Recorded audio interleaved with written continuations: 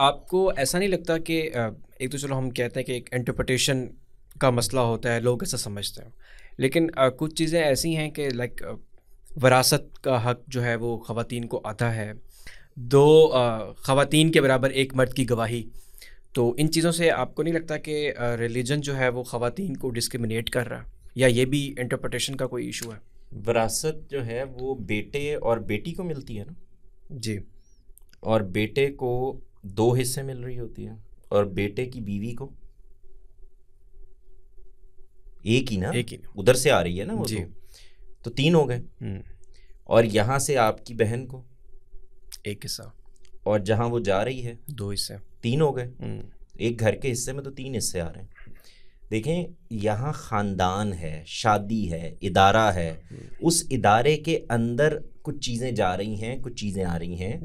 منفعت ہے، یعنی یہ بات کہ بیٹے نے اب اسی گھر میں رہنا ہے، اس گھر کو چلانا ہے، اس نے ماں باپ بوڑھے ہو گئے ہیں تو ان کو سنبھالنا ہے، اس نے بہنوں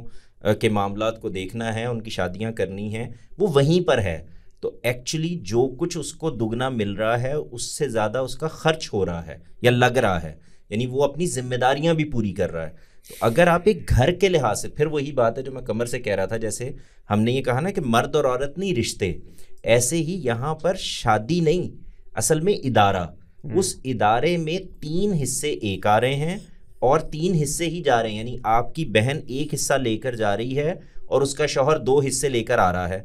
آپ کی بیوی 1 حصہ لے کر آ رہی ہے اور آپ کو اپنے والدین سے 2 حصے مل رہے ہیں۔ تو اگر آپ کو اس لحاظ سے دیکھیں تو کوئی فرق نہیں ہے، ایک گھر میں 3 حصے آ رہے ہیں۔ تو یہ ایک تو اس کو آپ ذرا سمجھیں کہ یہ کیا معاملہ ہے۔ اس میں بھی دیکھیں نا کہ باپ کو اگر اس کی اولاد ہے، شوہر فوت ہوا ہے، اس کی اولاد ہے اور ایک بیٹی ہے، تو آدھی تو اس کو مل گئی اور اس کے باپ کو تھوڑا ملا ہے، تو مرد کو کم گیا ہے اور عورت کو زیادہ ہے۔ تو یہ رشتوں کے لحاظ سے، منفعت کے لحاظ سے، جیسے جواد صاحب نے اس میں کہا ایک ہے، پہلو یہ بھی سامنے آتا ہے کہ قرآن میں غالباً اس قانون سے پہلے یہ بیان ہوا ہے کہ یہ جو ہم نے حصے رکھے ہیں یہ اس بنیاد پر رکھے ہیں کہ مال کو حاصل کرنے میں کس رشتے نے اس کو کتنا فائدہ پہنچایا ہے، چونکہ بیٹوں نے وہ زیادہ فائدہ پہنچایا ہے تو ان کا ہی حق بنتا ہے اصولاً، اور دوسرا اینگل اس کا یہ ہے کہ بیٹیوں کی منفعت جو ہے وہ دوسرے گھر میں منتقل ہو جاتی ہے، تو اس لیے ان کا حصہ وہ آدھا بنتا ہے۔ اگر یعنی کہ برابر ہوتا تو یہ شاید ناانصافی ہوتی، جو میں سمجھ سکوں۔ یہ بات بھی ہے، ناانصافی ہوتی ہے، اور دوسرا یہ کہ آپ یہاں سے بھی دیکھیں، یہ جس وقت ہم لوگ حصے کر رہے ہوتے ہیں تو کیا اس موقع کے اوپر ہم عورت اور مرد کی بنیاد پر فیصلہ کر رہے ہوتے ہیں؟ ایسا تو نہیں کر رہے، رشتوں کی بنیاد پہ ہوتا ہے، ہماری بیٹی اور بیٹا ہے جس سے ہم کر رہے ہیں، تو پھر وہ رشتے ڈیولپ ہو گئے ہیں۔ اب یہ جو رشتے ڈیولپ ہو گئے ہیں ان میں کس بنیاد پر فیصلہ کرنا ہے، اس میں بھی قرآن مجید یہ بتا رہا ہے کہ آپ اس کے بعد یہ وراثت ہے کہ جو تم اپنی زندگی میں ان کو دے چکے ہو۔ فرض کریں کہ ایک بیٹی کے معاملے میں، بیٹے کے معاملے میں باپ کو یہ لگتا ہے کہ مجھے اس میں کچھ زیادہ دینا چاہیے، تو اپنی زندگی میں دے دے، اس کا تو کوئی تعلق ہی نہیں ہے۔ وراثت تو وہ ہے جو بچ گیا ہے۔ تو یہاں پر تو یہ معاملہ ماں اور باپ کا ہے کہ وہ اگر مثال کے طور پر وہ سمجھتے ہیں کہ بیٹی نے ان کو زیادہ منفعت پہنچائی ہے، پاس رہی ہے، وہ وصیت کر سکتے ہیں، تو وہ وصیت کیا اپنی زندگی میں دے سکتے ہیں۔ جب وہ دے دیں گے تو اس کے بعد جو کچھ بچے گا وہ ہے وراثت، اس میں حصہ خدا نے بتا دیا کہ کیسے ہوگا، تو اس کو بھی سمجھنے کی ضرورت ہے۔ یہاں پر بھی رشتے ہی ہیں جو بنیاد بن رہے ہیں۔ تو گواہی میں بھی ہم تمام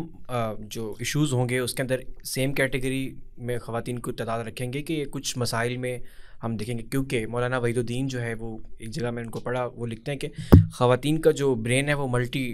ٹاسک ہوتا ہے، اور اس وجہ سے یہ کہا گیا کہ وہ جب بھی کوئی اس طرح کا مقدمہ ہے جس میں کوئی لکھنے کی بات ہے، کوئی بزنس کا معاہدہ ہو رہا ہے، کوئی لون کا ہے، تو وہاں پر وہ اپنے ساتھ کسی ایک خاتون کو لے جائیں تاکہ وہ اس کو یاد کروا سکے کہ یہ تم نے معاہدہ کیا تھا۔ نہیں، اس میں یہ بات ہے کہ جو سورہ بقرہ کی آیت ہے جو آپ پڑھ رہے ہیں، اس میں لین دین کے معاملات میں جن میں قرض ہے اور معاہدہ ہے، اس میں اصل گواہیاں 2 ہی ہیں، 2 ہی لوگ ہیں، مرد ہوگی یا عورت ہوگی، ٹھیک ہے، مرد ہوگا یا عورت ہوگی، اور یا 2 مرد ہوں گے، ظاہر ہے عام طور پر وہی کرتے ہیں۔ اس عورت کے ساتھ جب وہ آئے تو ایک اور عورت ہونی چاہیے تاکہ وہ کوئی اس کو کنفیوژن ہو یا کوئی مسئلہ بنے تو وہ یاد دلا دے اصلاً دو ہی ہیں، وہ ساتھ ویسے کھڑی ہے، وہ گواہی کے طور پر نہیں کھڑی، وہ ویسے ہی ہے، وہ ویسے ساتھ کھڑی ہے، اصلاً مرد ہے اور عورت ہی ہے، یا دو مرد ہیں جو کام کر رہے ہیں، معاہدہ کر رہے ہیں، یا مرد اور عورت دونوں نے گواہی دینی ہے. تو عورت کے ساتھ تدبیری طور پر یہ کہا ہے کہ ساتھ ایک عورت لازمی آئے تاکہ اس کو یاد دلا دے، اگر کوئی بات بھول رہی ہوگی، کوئی ڈیٹ بھول رہی ہوگی، کوئی اور چیز بھول رہی ہوگی تو وہ یاد دلا دے. اصلاً دو ہی ہیں. تو اگر اس کا مطلب یہ ہے کہ اگر کوئی ایسی کوئی قتل کی شہادت دینی ہے، اب اس کے علاوہ